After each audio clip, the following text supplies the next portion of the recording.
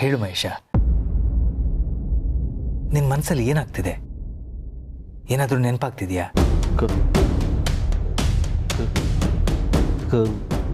ಶೂರ ಅವಳು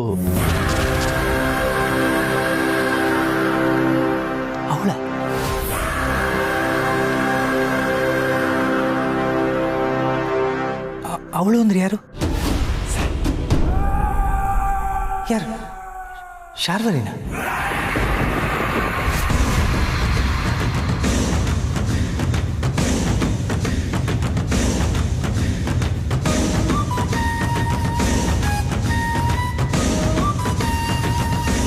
ಭಾವ, ಅವರು ತುಂಬಾ ಎಕ್ಸೈಟ್ ಆಗಿದ್ದಾರೆ, ಏನೇನೋ ಮಾತಾಡ್ತಿದ್ದಾರೆ. ಸ್ವಲ್ಪ ರೆಸ್ಟ್ ಮಾಡಿದ್ರೆ ಸರಿ ಹೋಗ್ಬೋದು. ದಯವಿಟ್ಟು ಅವರನ್ನ ಬಿಟ್ಬಿಡಿ ಭಾವ. ಸ್ವಲ್ಪ ಟೈಮ್ ಆದ್ಮೇಲೆ ನಾನೇ ಅವ್ರ ಹತ್ರ ವಿಚಾರಿಸ್ತೀನಿ. ಅಲ್ಲ, ಅವನೇನೋ ಹೇಳ್ತಿದ್ದಾನಲ್ಲ ಶಾರ್ವರಿ. ಅವ್ರು ಹೀಗೆ ಇದ್ದಕ್ಕಿದ್ದ ಹಾಗೆ ಏನೇನೋ ಮಾತಾಡ್ತಾರೆ. ಮನಸ್ಸು ತುಂಬ ಎಕ್ಸೈಟ್ ಆಗಿ ಏನಾದರೂ ಹೆಚ್ಚು ಕಡಿಮೆ ಆದರೆ ಅನ್ನೋದೇ ನನ್ನ ಆತಂಕ. ನೋಡಿ ಬಾಬಾ ಹೇಗೆ ಬೆವರ್ತಿದ್ದಾರೆ. ಸರಿ ಶಾರ್ವರಿ, ನೀನು ಹೇಳೋದು ಸರಿನೇ. ಒಂದು ಸ್ವಲ್ಪ ರೆಸ್ಟ್ ಮಾಡಲಿ, ಆಮೇಲೆ ನೀನೇ ಅವನ ಹತ್ರ ವಿಚಾರಿಸು. ಹಾಗೆ ಆಗಲಿ ಬಾಬಾ. ಸರಿ, ಆದರೂ ಇನ್ಮೇಲೆ ದಿನ ಅವನಿಗೆ ತಪ್ಪದೆ ಖರ್ಜೂರ ಕೊಡಬೇಕು ತುಳಸಿಯವರೇ.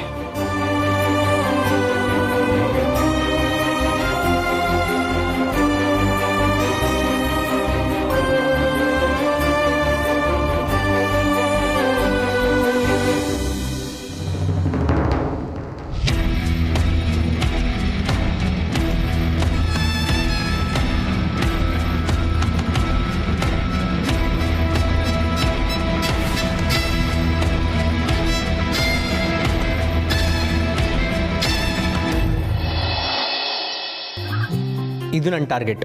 We must achieve. Excuse me. Hello sir, ಇಲ್ಲಿ ನಿಮ್ಮ ಸಿಸ್ಟರ್ ಬಂದಿದ್ದಾರೆ. ನಿಧಿ ಬಂದಿದ್ದಾಳಾ? ಮೇಡಮ್, ನಿಮ್ಮ ಹೆಸರು? ನಿಧಿ. ಹೌದು ಸರ್, ನಿಧಿ ಅವರು. ಅವ್ರಿಗೆ ಅರ್ಜೆಂಟಾಗಿ 1 ಲಕ್ಷ ಕ್ಯಾಶ್ ಬೇಕಿತ್ತಂತೆ. ಕ್ಯಾಶಾ? ಚಿಕ್ಕಮ್ಮ ಪಾಕೆಟ್ ಮನಿ ಕೊಟ್ಟಿರಲಿಲ್ವಾ? ಏನೋ ಅಪ್ಪ, ಈ ಹುಡುಗಿ ಪಾರ್ಟಿ ಗಿರ್ಟಿ ಮುಗಿಯೋದೇ ಇಲ್ಲ. ಆಯ್ತು, ಕೊಟ್ಟು ಕಳಿಸಿ. Will talk later. Okay sir. Madam, ಕೊಡೋಕ್ಕೆ ಹೇಳಿದ್ದಾರೆ. ನಾನು ಕ್ಯಾಶರ್ ಹತ್ರ ಕೇಳಿ ಕ್ಯಾಶ್ ತೊಗೊಂಬರ್ತೀನಿ.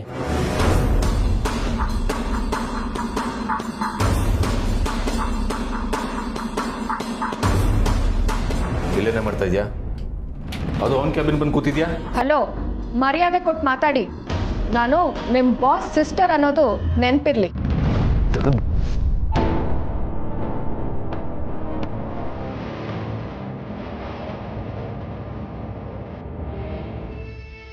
ಮೇಡಮ್, ತೊಗೊಳ್ಳಿ ದುಡ್ಡು. 1 ಲಕ್ಷ ಇದೆ. ಅಲ್ಲ ಸರ್, ಅವ್ರಿಗೆ ಅಷ್ಟೊಂದು ದುಡ್ಡು. ನಿನಗ್ಯಾಕಲ್ಲ? ಸ್ನಾಕ್ಸ್ ಕೊಟ್ಟೆ ತಾನೆ, ನಡಿ.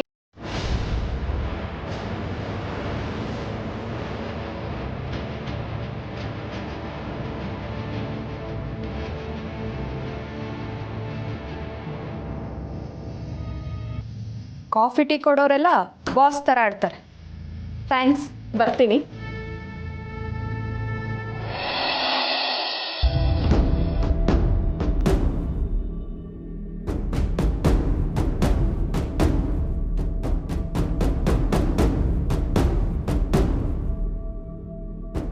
ಇಷ್ಟು ದಿನದಿಂದ ಏನಾಗಬಾರ್ದು ಅನ್ಕೊಳ್ತಿದ್ನೋ ಅದೇ ಆಗ್ತಿದೆ. ನಿಮ್ಮನ್ನ ತುಂಬ ಲೈಟಾಗಿ ತಗೊಂಡ್ಬಿಟ್ಟೆ ರೀ ನಾನು. ನಿಮಗೆ ಆ ಖರ್ಜೂರದ ವಿಷಯ ನೆನಪಾಗಿದೆ ಅಂದರೆ ನನ್ನ ಎಲ್ಲ ಸೀಕ್ರೆಟ್ಗಳು ನಿಮಗೆ ನೆನಪಾಗಿದೆ ಅಂತನಾ? ಯಾಕ್ರಿ ಹೀಗೆ ಮಾಡ್ತಿದ್ದೀರಾ? ಇಷ್ಟು ವರ್ಷದಿಂದ ನಾನು ಏನೇನೆಲ್ಲ ಕಷ್ಟ ಅನುಭವಿಸಿದ್ದೀನಿ ಅಂತ ಅಂದಾಜಾದರೂ ಇದೆಯಾ ನಿಮಗೆ? ನಿಮಗೆ ಹೀಗಾದಾಗ ನನಗೆ ಎಷ್ಟು ಚಿಕ್ಕ ವಯಸ್ಸು ಅಂತ ನೆನಪಿದೆಯಾ? ಆಸೆ ಕನಸು ಎಲ್ಲ ಮನಸ್ಸಲ್ಲಿಟ್ಕೊಂಡು ಇಷ್ಟು ವರ್ಷದಿಂದ ಎಷ್ಟು ಸಂಕಟ ಪಟ್ಟಿದ್ದೀನಿ ಅಂತ ಗೊತ್ತಾ? ಇದಕ್ಕೆಲ್ಲ ಕಾರಣ ಯಾರು ಹೇಳಿ? ನಿಮ್ಮಣ್ಣ ಮಾಧವ. ಗಂಡ ಇದ್ರೂ ವಿಧವೆ ತರ ಬಾಳ್ಬೇಕು, ಆಸೆಗಳನ್ನ ನನ್ನ ಕೈಯಾರೆ ನನಗೆ ಕೊಂದು ಹಾಕ್ಬೇಕು. ಈ ಸಂಕಟನ ಯಾರು ಕೇಳ್ತಾರೆ ರೀ?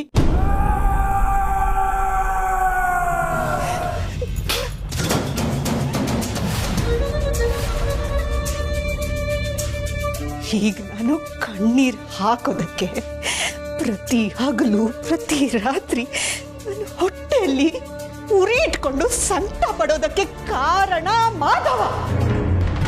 ಮಾಧವ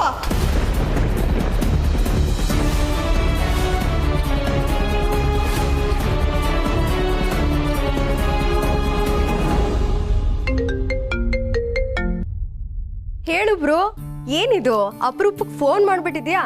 ನಾನು ಹೇಳೋದಲ್ಲ, ನೀನು ಹೇಳಬೇಕು. ಏನು ಈ ಸಲ ಚಿಕ್ಕಮ್ಮ ಪಾಕೆಟ್ ಮನಿ ಕೊಟ್ಟಿರ್ಲಿಲ್ವಾ? ಯಾಕೋ ಏನೇನೋ ಕೇಳ್ತಿದ್ಯಾ? ಆ ವಿಷಯ ಯಾಕೀಗ? ಹೋಗ್ಲಿ, ನಿನ್ನ ಅಕೌಂಟಲ್ಲಿ ಬ್ಯಾಲೆನ್ಸ್ ಇರಲಿಲ್ವಾ? ಬ್ರೋ, ಸುಮ್ಮನೆ ತಲೆ ತಿನ್ಬೇಡ. ಏನ್ ವಿಷಯ ಅಂತ ಹೇಳು. ಆಹಾ, ಚೆನ್ನಾಗಿ ನಾಟಕ ಆಡ್ತೀಯ ಕಣೆ.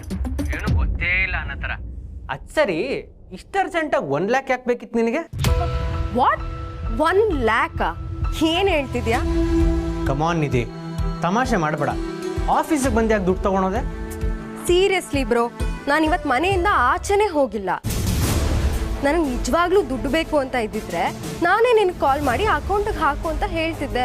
ನಾನು ಯಾಕೆ ಅಲ್ಲಿಗೆ ಬರಕ್ಕೆ ಹೋಗ್ತಿದ್ದೆ ಹೇಳು? ವಾಟ್? ನೀನು ನಿಜವಾಗ್ಲೂ ಬಂದಿರಲಿಲ್ವಾ? No way. ಯಾರೋ ನಿನಗೆ ಸರಿಯಾಗಿ ಯಾಮಾಸಿರ್ಬೇಕು. ಜಸ್ಟ್ ಶಟ್ ಅಪ್ ನಿಧಿ.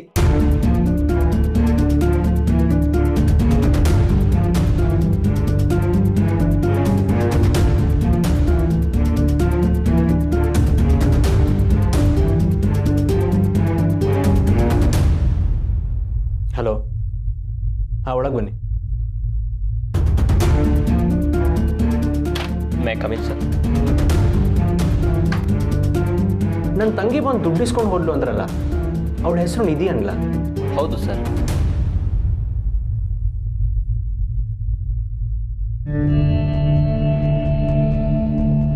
ನೋಡಿ, ಇವಳ ಬಂದಿತ್ತು.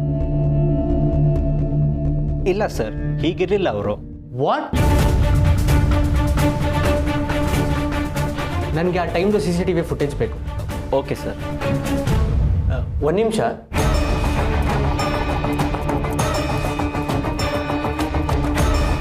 ಇಲ್ಲಿ ನೋಡಿ, ಇವಳೇನಾದರೂ ಬಂದಿದ್ಲ? ಹೌದು ಸರ್, ಇವರೇ ಬಂದಿದ್ದಿತ್ತು.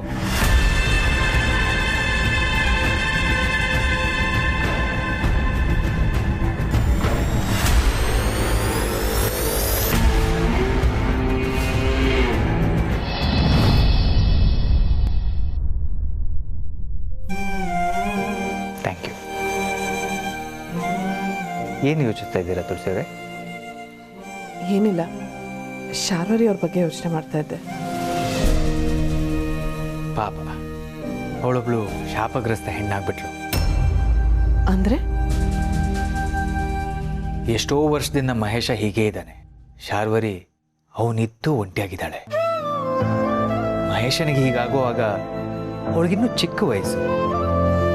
ಅವಳ ಜಾಗದಲ್ಲಿ ಬೇರೆ ಯಾರೇ ಇದ್ದಿದ್ರು ಹೀಗಿರ್ತಿರ್ಲಿಲ್ಲ ತುಳಸಿಯವರೇ. ಎಷ್ಟೇ ನೋವಿದ್ರು ಯಾರಿಗೂ ತೋರಿಸ್ಕೊಳ್ದೆ ಯಾವಾಗಲೂ ಎಲ್ಲರಿಗೂ ಒಳ್ಳೆಯದನ್ನೇ ಬಯಸೋ ಜೀವ ಅದು. ಬೇರೆ ಯಾರೇ ಆದರೂ ಅವಳ ಜಾಗದಲ್ಲಿ ಇದ್ದಿದ್ರೆ ಇಷ್ಟೊತ್ತಿಗೆ ನನ್ನನ್ನು ಸುಟ್ಟೆ ಹಾಕುವಷ್ಟು ದ್ವೇಷಿಸಿದ್ರು. ನಿಮ್ಮ ಮೇಲೆ ದ್ವೇಷ ತೋರಿಸೋರ? ಯಾಕೆ? ನೀವೇನು ಮಾಡಿದ್ರಿ? ನಿಮಗೆ ವಿಷಯ ಗೊತ್ತಿಲ್ಲ ತುಳಸಿಯವರೇ, ನಾನು ತುಂಬ ದೊಡ್ಡ ತಪ್ಪು ಮಾಡಿಬಿಟ್ಟಿದ್ದೀನಿ. ಈ ಮನೆಗೆ ನನ್ನಿಂದ ತುಂಬ ದೊಡ್ಡ ಅನ್ಯಾಯ ಆಗೋಗಿದೆ. ಏನು ಹೇಳ್ತಾ ಇದ್ದೀರಾ ಮಾಧವ್ ಅವರೇ? ಹೌದು, ನನ್ನ ಮಕ್ಕಳು ಯಾಕೆ ಇಷ್ಟು ನನ್ನನ್ನು ದ್ವೇಷಿಸ್ತಾರೆ, ಮಹೇಶಂಗೆ ಯಾಕೆ ಹೀಗಾಯ್ತು ಅಂತ ನಿಮಗೆ ಗೊತ್ತಾ? ಇಲ್ಲ. ನೀವೇ ಕೇಳ್ತೀರಾ ಅನ್ಕೊಂಡೆ. ಹೇಳೋಂಥದ್ದಾಗಿದ್ದಿದ್ರೆ ನೀವೇ ಹೇಳ್ತಾ ಇದ್ರಿ ಅಂತ ಸುಮ್ಮನಾದೆ. ಅದು ಅಲ್ಲದೆ ಕೆಲವು ವಿಷಯಗಳು ಗೊತ್ತಾಗಬೇಕು ಅಂದರೆ ಸಂದರ್ಭನೂ ಕೂಡಿ ಬರಬೇಕಲ್ವಾ? ಹೌದು, ಆ ಸಂದರ್ಭ ಈಗ ಬಂದಿದೆ. ಮಹೇಶ ಈ ಸ್ಥಿತಿಗೆ ಬರೋದಕ್ಕೆ, ನನ್ನ ಹೆಂಡತಿ ಸಾಯೋದಕ್ಕೆ ನಾನೇ ಕಾರಣ.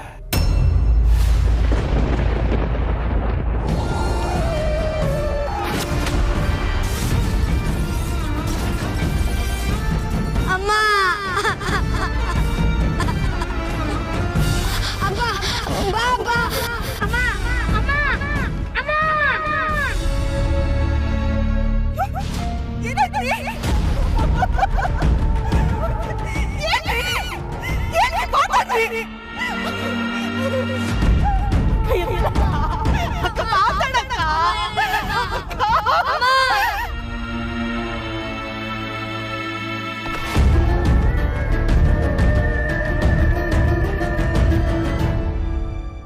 ನಾನು ಮಾಡಿದ ಆಕ್ಸಿಡೆಂಟಿಂದನೇ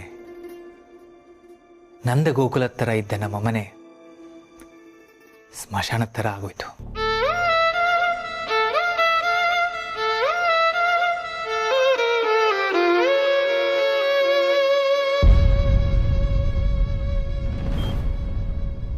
ಆ ಸಮರ್ಥನ ಒಳಗೆ ಬರಕ್ಕೆ ಹೇಳಿ.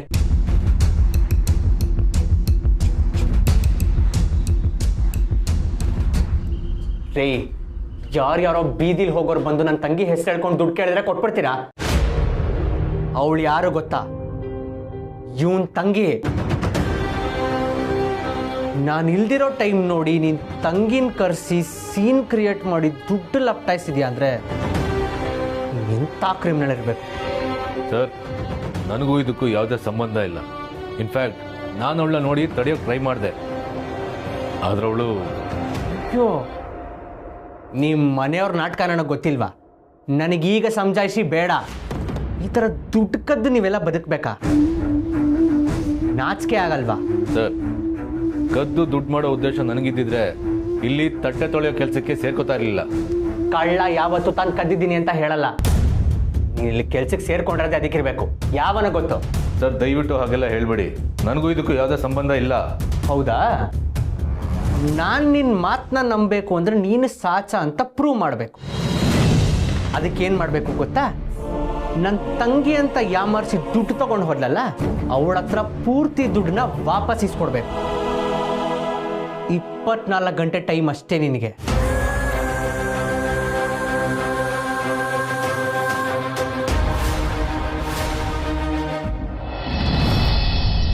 ಆ ಮಾಧವ್ ನನ್ನನ್ನು ಈ ಕತಿಗೆ ತಂದ್ರು. ಅವನಿಗೆ ಜೈಲಿಗೆ ಹೋಗ್ಲಿಲ್ಲ, ಅವನಿಗೆ ಯಾವ ಶಿಕ್ಷೆನೂ ಆಗ್ಲಿಲ್ಲ. ಸಾಲ್ದು ಅಂತ ಅವನಿಬ್ರು ಮಕ್ಕಳನ್ನು ನನ್ನ ಮಡ್ಲಿಗೆ ಹಾಕಿ ಹಾಯಾಗಿದ್ಬಿಟ್ಟ. ಶಾರ್ವರಿ ಅಂದ್ರೆ ದೇವತೆ, ದೇವತೆ ಅಂತ ಹೇಳಿ ನನ್ನನ್ನೇ ಸಮಾಧಾನ ಮಾಡ್ಬಿಟ್ಟ. ಇಲ್ಲಿ ನನ್ನ ಮನ್ಸಲ್ಲಿ ಹೊತ್ಕೊಂಡಿರೋ ಬೆಂಕಿ ಅವನಿಗೆ ಅರ್ಥನೇ ಆಗ್ಲಿಲ್ಲ ರೀ. ಈ ಮನೆಗೋಸ್ಕರ ನಾನು ಕಮ್ಮಿ ತ್ಯಾಗನ ಮಾಡಿದ್ದೀನಿ. ನನಗೆ ಹೇಳ್ಕೊಳ್ಳೋದಕ್ಕೆ ದುಃಖ ಇರಲಿಲ್ವಾ, ನೋವಿರ್ಲಿಲ್ವಾ? ಎಲ್ಲ ಇತ್ತು, ಆದರೆ ಕೇಳಿಸ್ಕೊಳ್ಳೋದಕ್ಕೆ ಕಿವಿ ಇರಲಿಲ್ಲ ಅಷ್ಟೆ.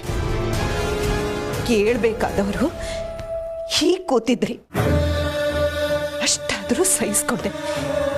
ಯಾಕೆ ಹೇಳಿ? ನಂತರನೇ ನಿಮ್ಮಣ್ಣ ಒಂಟಿಯಾಗಿ ಬದುಕ್ತಾ ಇದ್ದಾನೆ, ಅಷ್ಟಾದರೂ ಅವನಿಗೆ ಶಿಕ್ಷೆ ಆಯ್ತಲ್ಲ ಅನ್ಕೊಂಡೆ. ಆದರೆ ಅವನು ಅವಳು ಯಾವಳನ್ನೋ ಕಟ್ಕೊಂಡು ಬಂದ. ಅವಳು ಬಂದ ಮೇಲೆ ಅದೆಷ್ಟು ಖುಷಿಯಾಗಿದ್ದಾನ ಅವನು.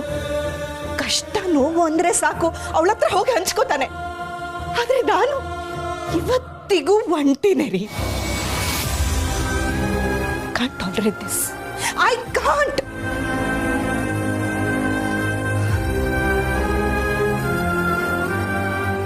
ಇನ್ನ ನಾನು ಹೀಗಿರೋದಕ್ಕಾಗಲ್ಲ. ಅವರಿಬ್ರನ್ನು ಜೊತೆಯಲ್ಲಿ ನೋಡಿದ್ರೆ ನನಗೆ ಸೂಜಿ ಚುಚ್ಚದಾಗ ಆಗುತ್ತೆ. ನಾನು ಹೀಗೆ ಸುಮ್ಮನಿದ್ರೆ ಒಂದೊಂದಿನ ನಿಮ್ಮಣ್ಣ ಅವಳೇ ಈ ಮನೆ ಯಜಮಾನಿ ಅಂತ ಹೇಳ್ಬಿಡ್ತಾನೆ. ಹಾಗೇನಾದ್ರೂ ಆದ್ರೆ ನನ್ನ ಗತಿ? ನೋ, ಹಾಗಾಗ್ಬಾರ್ದು, ಹಾಗಾಗ್ಕೂಡ್ದು. ಅವಳು ಈ ಮನೇಲಿ ಇರಬಾರ್ದು. ಈ ಮನೆ ನಂದು. ಈ ಮನೇಲಿರೋರೆಲ್ಲ ನನ್ನ ತಾಳಕ್ಕೆ ಕುಣಿಯೋರು. ನಾನಷ್ಟು ಸುಲಭವಾಗಿ ಬಿಟ್ಕೊಡಲ್ಲ ರೀ, ಬಿಟ್ಕೊಡಲ್ಲ.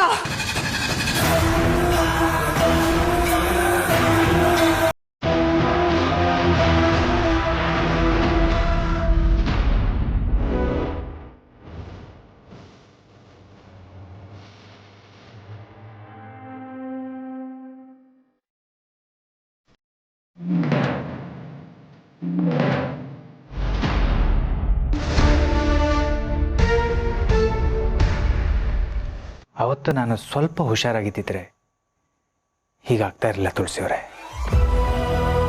ನಾನವತ್ತು ಡ್ರೈವ್ ಮಾಡಲೇಬಾರ್ದಿತ್ತು. ಮಾಡಿದ್ರೂ ಆ ರಸ್ತೆಯಲ್ಲಿ ಹೋಗಬಾರ್ದಿತ್ತು, ಅಥವಾ ಅಷ್ಟು ಸ್ಪೀಡಾಗಿ ಕಾರ್ ಓಡಿಸಲೇಬಾರ್ದಿತ್ತು. ಯಾವುದೋ ಕೆಟ್ಟ ಪರಿಸ್ಥಿತಿಲಿ ಅಗತ್ಯಕ್ಕಿಂತ ಸ್ಪೀಡಾಗಿ ಓಡಿಸ್ಬಿಟ್ಟೆ. ನನ್ನ ಕಣ್ಣ ಮುಂದೆನೇ ಸುಮತಿ ತೀರ್ಕೊಂಡ್ಳು. ಜೀವ ಆಗಿದ್ದ ನನ್ನ ತಮ್ಮ ಅರ್ಧ ಜೀವ ಆಗೋಗ್ಬಿಟ್ಟ. ಇದೆಲ್ಲ ಕಣ್ಣಾರೆ ನೋಡಿದ್ದು ಹಿಂದೆ ಸೀಟಲ್ಲಿ ಕೂತಿದ್ದ ಅವಿ. ಅವತ್ತಿನಿಂದ ಇವತ್ತಿನವರೆಗೂ ನನ್ನ ಇಬ್ಬರು ಮಕ್ಕಳು ಅಮ್ಮನ ಕಿತ್ಕೊಂಡವನು ಅಂತ ನನ್ನ ಮೇಲೆ ದ್ವೇಷ ಸಾಧಿಸ್ತಿದ್ದಾರೆ.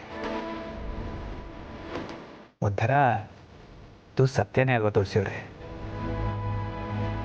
ನನ್ನ ಮಕ್ಕಳೇ ನನ್ನ ದ್ವೇಷ ಮಾಡಿದ್ರು ಈ ಶಾರ್ವರಿ ಮಾತ್ರ ಎಂಥ ಪರಿಸ್ಥಿತಿಲೂ ನನ್ನ ವಿರುದ್ಧ ಮಾತಾಡಲಿಲ್ಲ, ನನ್ನ ಮೇಲೆ ಗೌರವ ಕಳ್ಕೊಳ್ಳಿಲ್ಲ. ಅವಿ ನನ್ನ ಬಗ್ಗೆ ಕೆಟ್ಟಾಗಿ ಮಾತಾಡಿದ್ರು ಅವ್ರನ್ನ ಅವಳು ತಡಿತಾಳೆ, ನನ್ನ ಪರ ನಿಲ್ತಾಳೆ.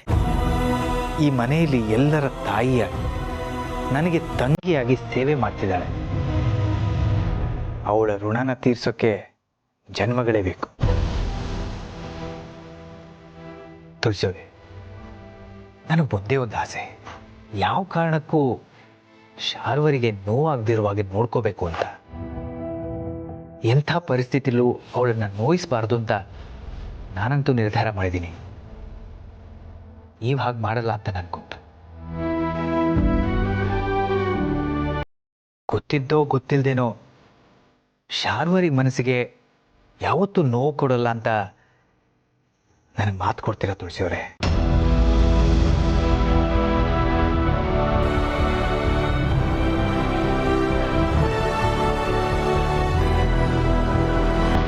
ಅದನ್ನ ಕೇಳ್ಕೋಬೇಕಾ?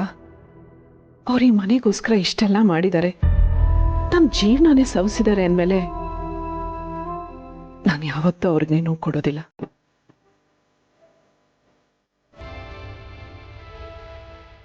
ಬರ್ತೇನೆ.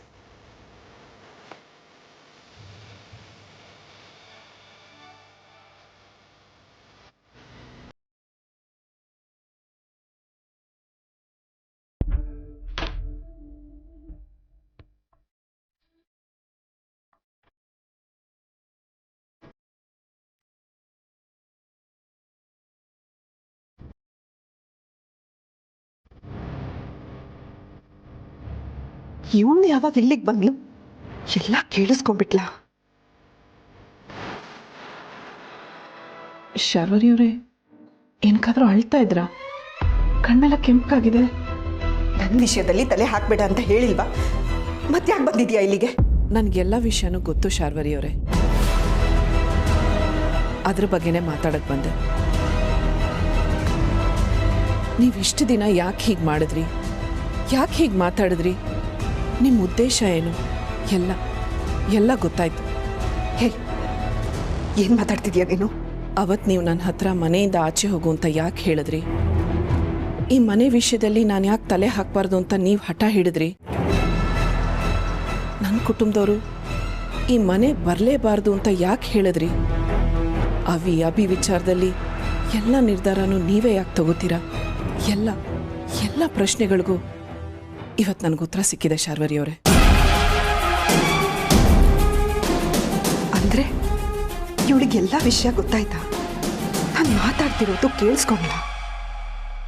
ನಾನು ನಿಮ್ಮ ಭಾವನೆಗಳನ್ನ ಅರ್ಥನೇ ಮಾಡ್ಕೊಳ್ಳಿಲ್ಲ ಅನ್ಸುತ್ತೆ.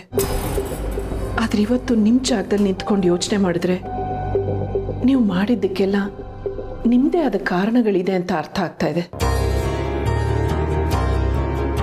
ಈ ಮನೆಗೋಸ್ಕರ ನೀವು ಮಾಡಿರೋಷ್ಟು ತ್ಯಾಗನ ಯಾರೂ ಮಾಡೋದಕ್ಕೆ ಸಾಧ್ಯ ಇಲ್ಲ.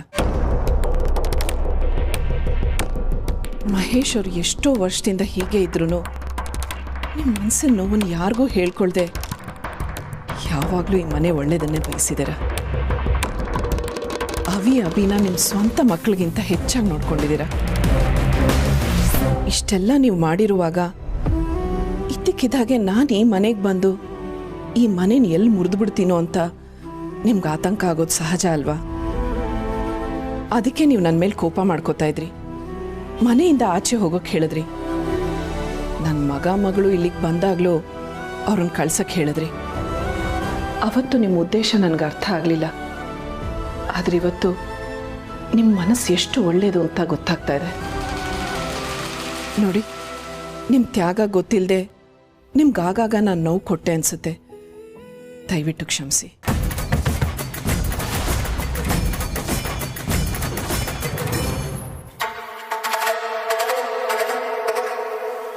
ಸತ್ಯ, ಇನ್ಮೇಲಾದರೂ ಇವಳು ಪಾಡಿಗೆ ಇವಳಿದ್ರೆ ಅಷ್ಟೇ ಸಾಕು.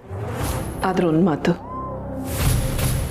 ಇಷ್ಟು ದಿನ ನೀವೊಬ್ಬರೇ ಈ ಮನೆ ನೆಮ್ಮದಿಗೋಸ್ಕರ ಹೋರಾಟ ಮಾಡಿದ್ರಿ. ಆದರೆ ಇನ್ಮೇಲೆ ನಿಮ್ಮ ಜೊತೆ ನಾನು ಇರ್ತೀನಿ.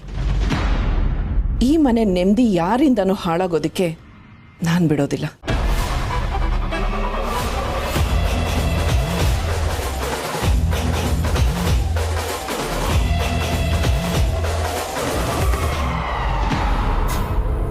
ಇನ್ನಾದರೂ ತೆಪ್ಪಗಿರ್ತಾಳೆ ಅಂದ್ಕೊಂಡ್ರೆ ಕೊನೆಗೆ ನನಗೆ ಚಮಕ್ ಕೊಟ್ಟು ಹೋದ್ಲಲ್ಲ. ಇವಳು ಸುಮ್ಮನಿರೋ ಹಾಗೆ ಕಾಣ್ತಿಲ್ಲ. ನಾನೇ ಕೇರ್ಫುಲ್ ಆಗಿರ್ಬೇಕಷ್ಟೆ.